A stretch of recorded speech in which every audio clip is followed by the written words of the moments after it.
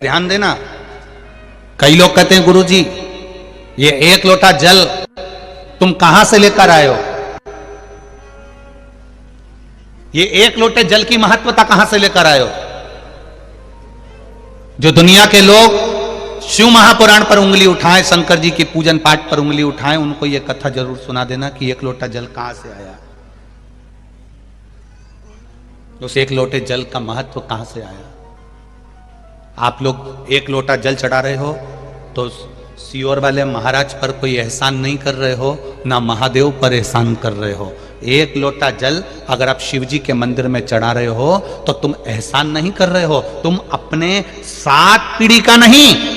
उज्जैन के महाकाल के मंदिर के पास में ऋण मुक्तेश्वर मंदिर में लिखा हुआ है, एक लोटा जल से 7 पीढ़ी नहीं तरती, 71 पीढ़ी तार रहे हो। किसी सियोर वाले महाराज का या फिर महादेव पर तुम एहसान नहीं कर रहा है, आपकी जिंदगी आप तार रहे हो, आपका जीवन आप सफल कर रहे हो, आप अपना जीवन सार्थक कर रहे हो।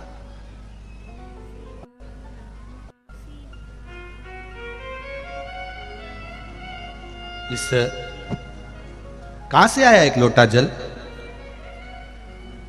दधीचि ऋषि की धर्मपत्नी का श्राप सबको लग गया, देवताओं को, सारे देवताओं को श्राप लग गया। देवताओं के घर में संतान नहीं हो रही क्योंकि इनको श्राप था कि तुम्हारे यहां संतान नहीं होगी। संतान नहीं, क्या करा जाए। पार्वती जी ने भी मन में विचार करा कि ये तो श्राप लगा है देवताओं को, अब करना क्या चाहिए। पार्वती जी ने एक व्रत रखा जिसका नाम था पुण्यक व्रत। कौन सा व्रत है, जम के बोलो, पुण्यक। कौन सा व्रत है, पुण्यक व्रत। पार्वती जी ने एक व्रत रखा जिसका नाम था पुण्यक व्रत। मां पार्वती, वो व्रत 1 वर्ष तक होता है। उस व्रत में 1 वर्ष तक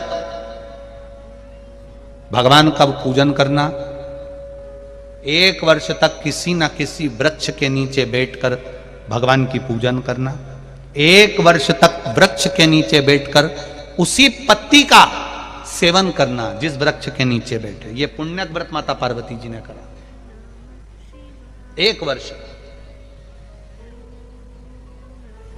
किस लिए करा था, श्रेष्ठ संतान की प्राप्ति के लिए, श्रेष्ठ पुत्र की प्राप्ति के लिए। दिल से अगर कुछ करोगे, दिल से आप भगवान से प्रार्थना करोगे तो वो दिल से देता भी है। एक पत्र आया, देखो,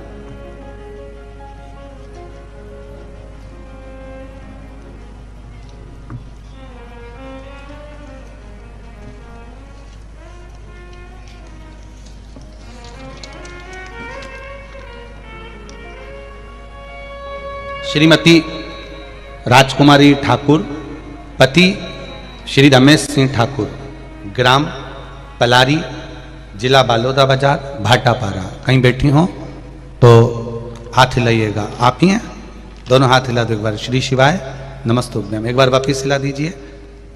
श्री शिवाय नमस्तुभ्यम।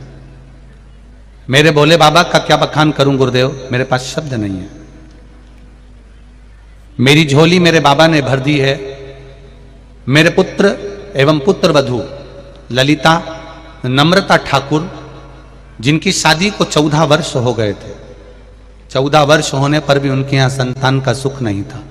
सारे डॉक्टरों को गांव से लेकर शहर तक इलाज करवाया, टेस्ट भी करवाया, पर संतान का सुख नहीं हुआ।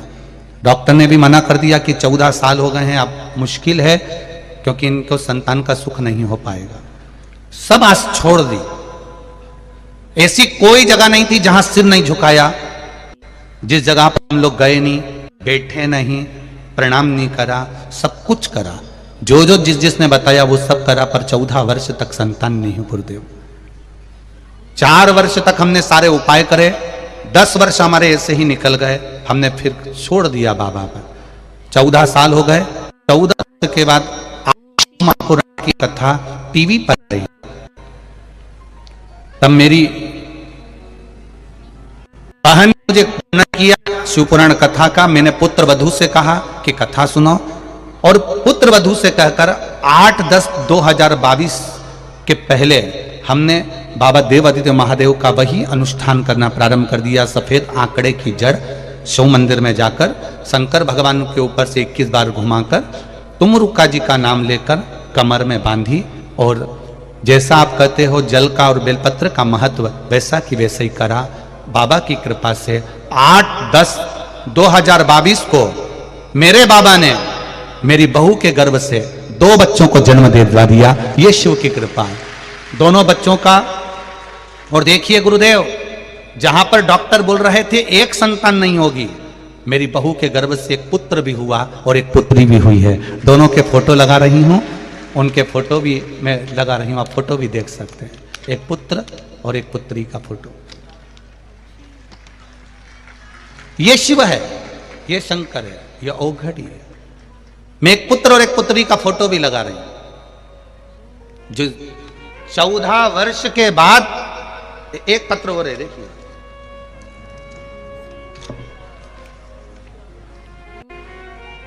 अनीता गोहे, अर्जुन नगर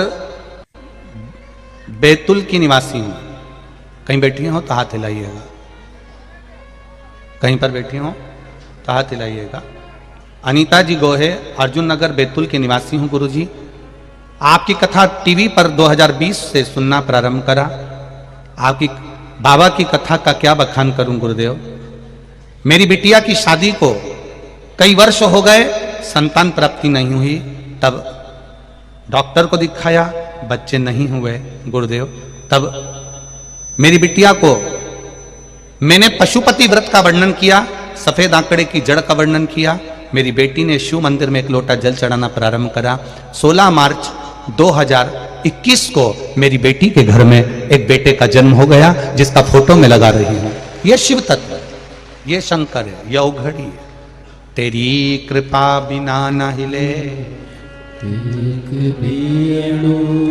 लेते हैं श्वास, तेरी कृपा से तनु तनु। बखान क्या करूं मैं राखों के ढेर का, चपटी बबूत में खजाना कुबेर का। अंत समय प्रभु वचन दिया तो निभाना पड़ेगा। आए ना आए प्रभु कुटुंब कबीरा, अंत समय प्रभु आना पड़ेगा। 25 लाख की गाड़ी दरवाजे पर रखी रह जाएगी, करोड़ों का बंगला रखा रह जाएगा, एक से बढ़कर एक सूट बूट हेट सब धरा रह जाएगा, किसी काम का नहीं आएगा। तब उस जगह पर केवल एक ही चीज काम आएगी, जो तुमने एक लोटा जल शिव जी को चढ़ाया। वो जल का लोटा ही आखिरी में लोटा में ही भराओगे और लोटा में ही जाओगे। 25 लाख की गाड़ी वाला भी 25 रुपए के लोटे में भरा कर चला जाता है। 25 लाख की गाड़ी।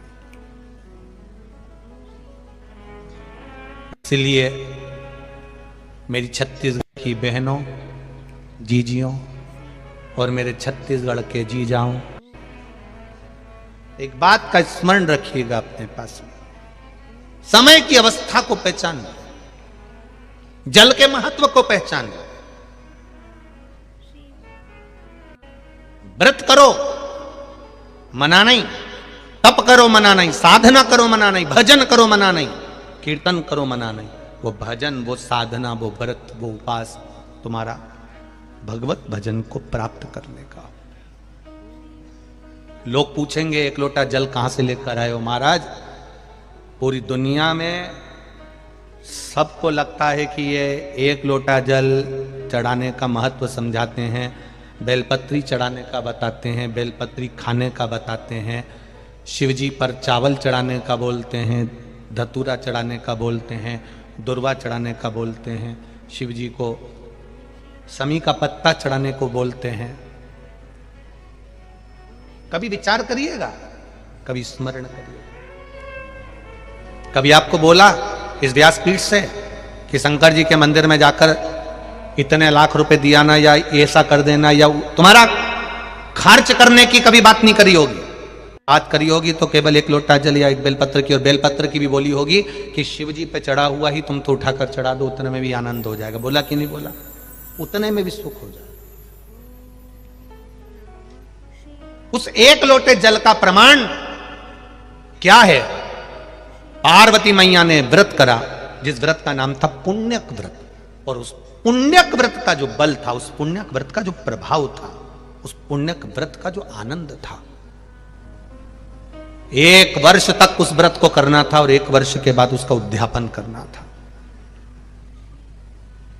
1 वर्ष के बाद उसका उद्यापन माता पार्वती जी कर रही हैं, क्योंकि उनके घर में संतान नहीं है। दधीची बाबा की धर्म पत्नी का जो श्राप लगा सारे देवताओं को लगा है संतान के लिए, संतान नहीं होगा तो दुख है भीतर से, करूं क्या? तब पुण्यक व्रत करा। 1 वर्ष का व्रत माता पार्वती जी ने एक पेड़ के नीचे बैठकर करना, उसकी पत्तियों को खाना और भगवान का पूजन करना। जब पुण्यक व्रत 1 वर्ष का हो गया, तब शिव जी से माता पार्वती जी ने कहा, आज मेरा पूरा हो गया, अब मैं उद्यापन करना चाहती हूं, अब मैं उद्यापन कर दूं।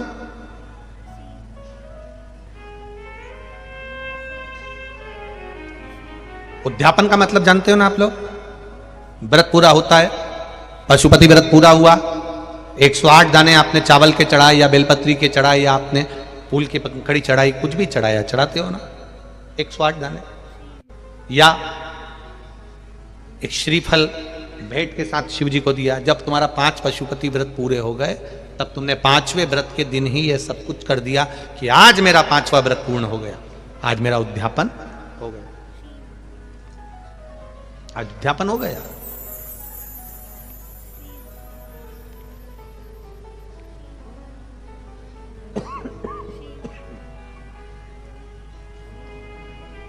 अब उद्यापन का मतलब क्या होता है कि जैसे कोई प्लाट तुमने लिया, समझना थोड़ा बहुत अच्छे से, ध्यान से समझना उद्यापन का मतलब। तुमने प्लाट लिया, तुमने जमीन ली, तुमने मकान लिया, मकान में तुम रहने भी लगे, प्लाट में तुमने घर भी बना लिया, पैसे भी पूरे दे दिए, लाखों रुपए दे दिए, जमीन पे रह रहे हो, मकान बना लिया, प्लाट ले लिया, या मकान में रह रहे हो, पैसे भी दे दिए पूरे, रह भी रहे हो, 15 साल हो गए, 20 साल हो गए, 25 साल हो गए रहते रहते, पर तुमने उस प्लाट की, उस मकान की अगर रजिस्ट्री नहीं कराई तो वो मकान तुम्हारा होगा क्या? जम के बोलो जरा। नहीं, तुमने उसकी लिखा पढ़ी नहीं कराई, उस पर तुम्हारा सिग्नेचर और बेचने वाले का सिग्नेचर नहीं है, साइन नहीं है, तो उस प्लाट की, उस जमीन की, उस मकान पर तुम्हारा कोई कब्जा नहीं होगा। तुम भले रह रहे हो, तुम भले उस पर रह रहे हो, पर उस पर तुम्हारा साइन नहीं है, उस पर बेचने वाले का सिग्नेचर नहीं है, भले तुमने पैसा दे दिया, तो वो जमीन, प्लाट, मकान तुम्हारा नहीं कहलाएगा। उसी तरह तुमने पशुपति व्रत करे करे करे करे करे, 16 सोमवार के व्रत करे, संकट सोमवार के व्रत करे, बुधवार के व्रत करे, मंगलवार करे, शुक्रवार करे, संतोषी माता के करे, लक्ष्मी जी के करे, वैभव लक्ष्मी के करे, तुमने सारे व्रत करे, उस व्रत का उद्यापन होना जरूरी है। एकादशी का व्रत कर रहे हो, उसका भी उद्यापन होना जरूरी है। प्रदोष का व्रत कर रहे हो, उसका उद्यापन होना जरूरी है। उद्यापन हो जाना मतलब मैंने अभी तक जो व्रत करे थे, ये सारे व्रतों का पुण्य अब मेरे खाते में आ गया। अब मुझे किसी की जरूरत नहीं, किसी के व्रत की जरूरत नहीं कि मैं मरूंगी। आपके मरने के बाद पंडित जी ब्राह्मण देवता संकल्प छुड़वाएं और एकादशी दिलवाएं। बहू से कहें 5 एकादशी दो, बेटों से कहें 4 एकादशी दो। यहां देते कि नहीं देते? अरे बोलो तो जम के। किसी के मरने के बाद 12वें 13वें में एकादशी दिलवाते हैं। अगर आपने एकादशी करी है और आपने एकादशी कर कर उसका उद्यापन करा है, तो एकादशी का उद्यापन कर दिया मतलब आपने इतनी एकादशी करी, उसका पुण्य तुम्हारे खाते में है। कोई तुमको एकादशी नहीं भी देगा तो भी तुम बैकुंठ जरूर जाओगे, क्योंकि सील ठप्पा लग गया। उस उद्यापन का मतलब यह है कि हमारा करा हुआ व्रत हमारे खाते में पहुंच गया। कई लोग घबराते हैं उद्यापन में। 5 व्रत करे पशुपतिनाथ के, 4 व्रत पूर्ण हो गए, 5वां व्रत करने के लिए जाओ तो एक श्रीफल भेंट, 108 बेलपत्र या चावल जो भी लेकर जा रहे हो शिव जी को एक एक कर समर्पित करते जाओ। श्री शिवाय नमस्तुभ्यं, श्री शिवाय नमस्तुभ्यम। दिए लगा दिए, दिया ले लिया, प्रसाद के हिस्से कर दिए, एक हिस्सा ले लिया, वापिस घर पर आए, 5वें दिन फिर वही दिया जला दिया, फिर प्रसाद का हिस्सा पा लिया। 5वां व्रत पर तुमने उद्यापन कर दिया, मतलब तुमने शिव को समर्पित कर दिया। अब वो व्रत तुम्हारा है।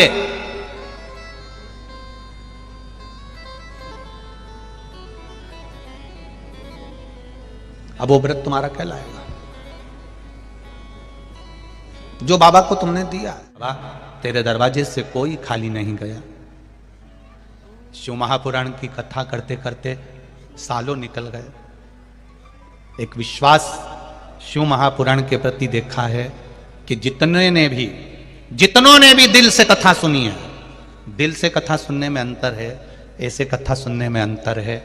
किसी ने टल्ला मार दिया, तुम बात करने लगे, किसी ने निकल कर गया, तुमने बोलना चालू कर दिया, कोई कुछ कह रहा है, ध्यान उधर लगा लिया, कोई ने कुछ बोल दिया, ध्यान उधर चले गया। 7 दिन पंडाल में एक जगह पर बैठकर 7 दिन ये लोग आते हैं कथा सुनने के लिए। आप लोग आते हो, शहर के लोग तो रोज आते हो, रोज जाते हो, पर कभी मेरे भोलेनाथ जी से इतना कह देना कि इन पत्र में एक पत्र मेरा भी रखवा देना। भोलेनाथ जी से कहना, एक कथा किसी पंडाल में मैं भी 7 दिन दरी कम्बल साथ लेकर जाऊं, एक जगह पर बिछाकर उसी जगह पर बैठकर कथा का रस मैं भी लूं, मेरा बाबा मेरा भी कल्याण करे, ऐसी कृपा हो जाए। कभी मन में विचार बनाना। दुनिया के लोग प्रयाग में जाकर कल्पवास करते हैं, हरिद्वार जाकर कल्पवास करते हैं। दुनिया के लोग 1 महीना 15 दिन का निवास करते हैं, 2 दिन का निवास करते हैं, काशी में जाकर, हरिद्वार में जाकर, सोमेश्वर जाकर, उज्जैन जाकर। कभी भोलेनाथ से कहना, मैं इतनी दूर नहीं जा सकती, तो मेरे गांव के पास में कहीं शिव पुराण की कथा हो तो मैं भी एक आसन से सुनूं, तुझ में दिल लगा कर सुनूं। जैसे वो आगरा से भाई आया था, उसने कहा मैंने नियम लिया था कि मेरा बेटा व्यसन से मुक्त हो जाए, शराब पीना छोड़ दे और उसकी शादी हो जाए, जो 30 साल का हो गया था। भगवान ने 4थी कथा तक पीछा नहीं छोड़ा, आखिरी में भोलेनाथ ने कृपा करी, उसका व्यसन भी छूटा और शादी भी पक्की हुई। ये शिव तत्व है, ये शंकर है, ये उगड़ी है। कथा वो नहीं होती कि तुमने बस यहां से सुना, यहां से निकाल दिया, बच्चे कुछ थे। तो कथा को एंजॉय करने के लिए या कथा में आनंद लेने के लिए नहीं जाना है। कथा में हमें शिव को ढूंढने जाना है कि मेरा बाबा मिलेगा कैसे, मेरा शंकर कैसे मिलेगा। टीवी के सामने कथा सुन रहे हो, आस्था चैनल पर, मोबाइल पर कथा सुन रहे हो, तो आपका विश्वास, जितने लोग टीवी पर कथा सुन रहे हैं इनका विश्वास जागा तो है, नहीं तो ये टीवी चालू नहीं करते, नाटक देखते रहते। क्यों आस्था चैनल चालू करा, क्यों मोबाइल पर कथा निकाली? नहीं, सीओर वाला मारा जा रहा होगा, कथा निकल। तुमने मोबाइल पर भी भगवान को ढूंढा है, तुमने चैनल पर भी भगवान को ढूंढा है, तो पंडाल में भी कथा सुनने बैठो तो भगवान को ढूंढ कर बैठो कि मेरा भोलेनाथ मुझे मिलेगा, मेरा शंभू मुझे मिलेगा। 14 वर्ष तक जिसकी यहां संतान नहीं हुई, वो सब दूर से जब आज छोड़ देता है, तब वो शंकर की शरण में जाता है, तब वो शिव तत्व की ओर जाता है। सालों साल हो जाती है और औलाद नहीं होती, तब व्यक्ति को लगता है कि अब संतान नहीं हो सकती। आज छोड़ दी लोगों ने 10 साल 20 साल। इस व्यासपीठ ने 25 से 30 साल जिसकी शादी को हो गए, उन तक की गोद में संतान देखी इस व्यासपीठ ने, और उनकी आंख में से आंसू बहते हैं कि मेरे को 30 साल बाद बाबा ने संतान दे दी। ये व्यासपीठ ने देखी, ये सहज नहीं है। इन पत्रों के ढेर में तुम्हारा भी पत्र आए, तुम भी दिल से बाबा से प्रार्थना करो कि वो तुम्हें स्वीकार करे। एक दिन शिव जी के मंदिर गए, 1 महीना शंकर जी के मंदिर में गए, 1 महीना 2 महीना भगवान के मंदिर में गए, और तुम विचार करो कि मेरा बाबा मेरी झोली भर दे, ऐसा नहीं होता। पहले भगवान पूरा परखता है। तुम जाते रहो उसके दरवाजे पर, जाते रहो, 1 महीना नहीं, 2 महीना नहीं, 3 महीना नहीं, जाते रहो उसके दरवाजे पर, कभी तो सुनेगा, कभी तो सुनेगा। जाते रहो। वो रेलवे स्टेशन गए हो आप लोग कभी?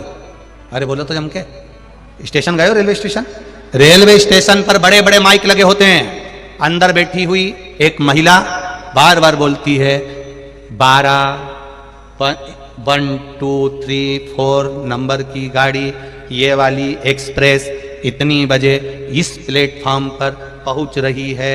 एक बार नहीं बोलती वो, कितनी बार बोलती है? 5 बार भी नहीं बोलती वो तो, जब तक बोलती है जब तक ट्रेन नहीं आ जाए। बोलती कि नहीं बोलती? ट्रेन आ गई तो भी बोल रही है। अब क्या बोल रही है? 1 2 3 4 ये एक्सप्रेस 4 नंबर प्लेटफॉर्म पर आकर खड़ी हो गई है। नहीं आई तो भी बोल रही थी, आ गई तो भी बोल रही है, ट्रेन चली गई तो भी एक बार बोली है। ट्रेन 4 नंबर प्लेटफॉर्म से छूट चुकी है। उसी तरह जैसे वो कमरे में बैठकर बार बार बोल रही है कि ये ट्रेन आ रही, ये ट्रेन आ रही, तो तुमको धैर्य बंधा देता, आने वाली है, 15 मिनट की देरी है, 20 मिनट की देरी है, कोहरा पड़ गया होगा, आ रही होगी, आ रही होगी, और आखिरी में वो सामने आकर खड़ी हो जाती है। उसी तरह तुम भी शंकर के मंदिर में एक लोटा जल चढ़ाते रहो, श्री शिवा नमस्तुभ्यम बोलते रहो, आता होगा, आता होगा, आता होगा, आता होगा, और आकर खड़ा हो जाए। आएगा मेरा बाबा आएगा। ट्रेन का इंतजार करते हो, वो बोलती रहती है, आ रही है, आ रही है, आ रही है, 5 मिनट की देरी, 10 मिनट, 20 मिनट की देरी। तुम्हारा मत धैर्य नहीं छूटता। छूटता है क्या धैर्य? तुमने कभी सोचा आधे घंटे की देरी है, मैं तो अब जाऊं नहीं इस ट्रेन से, मैं तो सामान लेके मेरे घर जाऊं। नहीं, और आधा घंटा इंतजार कर लो। आधा घंटा रुके तो मालूम पड़ा 1.5 घंटा और लेट हो गई। अब सोचे मैं तो जा रही मेरे घर, अब नहीं जाऊं इस ट्रेन से। नहीं, 1.5 घंटे की तो बात है, और रुको, धैर्य नहीं तोड़ा, और रुको, और रुको, और रुको, और रुको। रुकते रुकते 8 बजे वाली ट्रेन रात को 11-12 बजे आई, तब तुम उसमें बैठी और वो बाई बोलती रही, आ रही है, बोलते जाओ, आ रही है, आ रही है।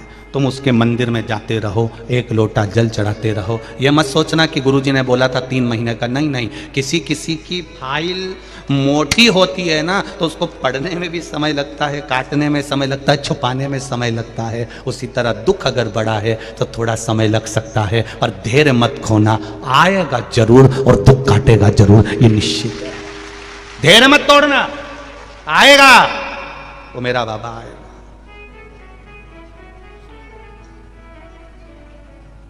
आएगा तो। मैंने भोले को बुलाया है, वो आता होगा, वो आएगा जरूर। मैंने अगर दिल से पुकारा है, दिल से कहा है, दिल से पुकारा है,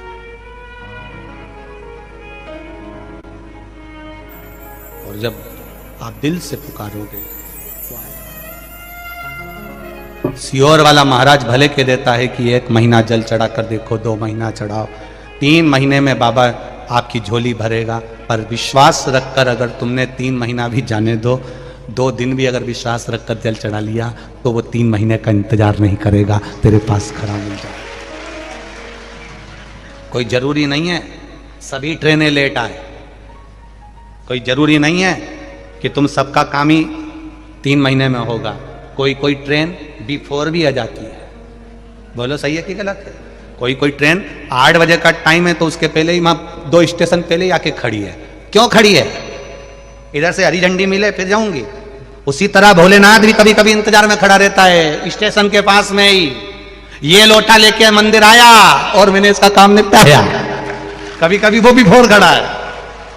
तुम सोच रहे हो भगवान मेरा काम करेगा, भगवान बोले मंदिर तो आए एक लोटा लेके, वो इंतजार में खड़ा है।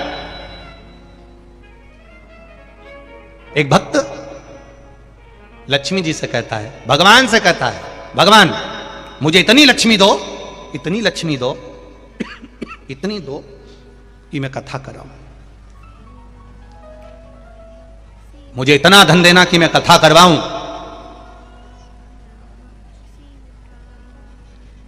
भगवान ने लक्ष्मी जी से कहा, वो बेचारा बोल रहा है कि भगवान मुझे इतना धन देना कि मैं कथा कराऊं। तो तू उसको धन क्यों नहीं दे देती? लक्ष्मी जी बोली, मैं खुद इंतजार में बैठी हूं, मैं धन जब दूंगी जब ये कथा कराएगा। अब ये इंतजार कर रहा है कि धन आए तो कथा कराऊं, और लक्ष्मी जी कह रही है कथा कराए तो मैं आऊं। अब दोनों उलझट्टे में पड़े हुए, अब करे तो करे क्या। तब खबर पहुंची भगवान विष्णु के पास में कि अब क्या कर सकते हो। लक्ष्मी कह रही है ये कथा कराए तो मैं जाऊंगी, और वो बोल रहा है कि तू मुझे दे तो मैं कथा कराऊं। तब क्या कर सकते? भगवान विष्णु के मन में बात आई तो भगवान विष्णु शंकर जी के पास में गए और भोलेनाथ बाबा के पास में जाकर, शिव जी के पास में जाकर बोले, अब हम बीच में फंसे हैं, ये इतने लोग आते हैं, सब कहते हैं भगवान मुझे धन देना तो मैं कथा कराऊं। बोलो सही है कि गलत है? सबके मन में आता कि ना भगवान धन देना तो मैं कथा कराऊं। और लक्ष्मी जी क्या कह रही है, पहले कथा करा तो मैं धन दूं। तब भगवान शिव जी ने बीच का रास्ता निकाल दिया। शंकर भगवान ने भगवान नारायण से कहा, बीच का रास्ता एक ही है, जहां कथा सुनने बैठो वहां एक संकल्प कर लो कि कथा कराने का मन में प्लान विचार तूने दिया है, व्यवस्था भी तू ही करेगा, अब तू जान, तेरा काम जाने, पर कथा मेरे जीते जी एक बार तुझे कराना है। बस संकल्प तुमने ले लिया।